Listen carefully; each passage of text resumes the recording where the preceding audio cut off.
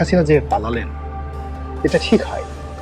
তিনি যদি পালানোর পরিবর্তে আত্মহত্যা করতেন, মারা যেতেন, বন্দী হতেন, তাহলে সেটি তার জন্য অনেক অনেক সম্মানের বিষয় হতো। শেখ হাসিনার জন্য আমি দোয়া করতাম, সবসময় দোয়া করতাম।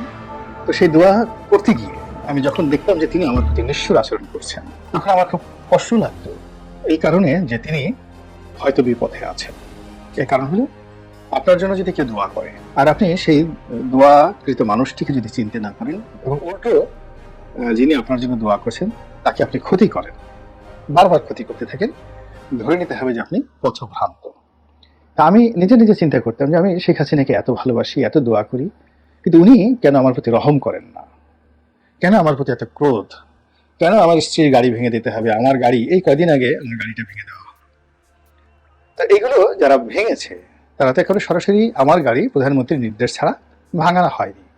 আমার গ্রামের বাড়ি, সেই আমার বাবার আমলের বাড়ি, মাটির সঙ্গে মিশিয়ে দিয়েছে, টিউবওয়েলটা উঠিয়ে নিয়েছে। আমার বৃদ্ধা মা মানে ওইখান থেকে আজ যেমন শেখ হাসিনা গণভবন থেকে বের হওয়ার জন্য ৪৫ মিনিট সময় পায়নি, আমার মাকেও ঠিক আমার বাড়ি থেকে বের করার জন্য আধা ঘন্টা সময় আমাকে দেওয়া হয়নি। এর মধ্যে বুলডোজার দিয়ে পুরো বাড়ি পটুয়াখালী ডিসি এবং তার যারা লোকজন আছে তারা প্রশাসনকে ব্যবহার করে তারা ভেঙে দিয়েছে।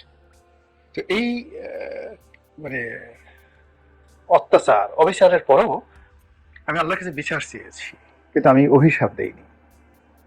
আমি আল্লাহর কাছে প্রতিকার চেয়েছি, প্রাণ ভরে আল্লাহর কাছে কেঁদেছি।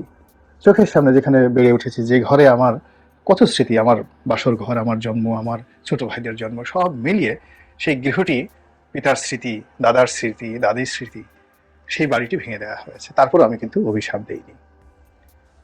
এর কারণ হলো যে আমি সবসময় কৃতজ্ঞ ছিলাম যে আমি যেহেতু দলটি করেছি, তিনি নেতা ছিলেন, মনোনয়ন দিয়েছিলেন, আমি তার অধীনে রাজনীতি করেছি। আজকের গোলাম মোল্লা রনির যতটুকু পরিচিতি, আওয়ামী লীগ না হলে, শেখ হাসিনা না হলে হয়তো আমি এখানে আসতে পারতাম কিনা আমি জানি না।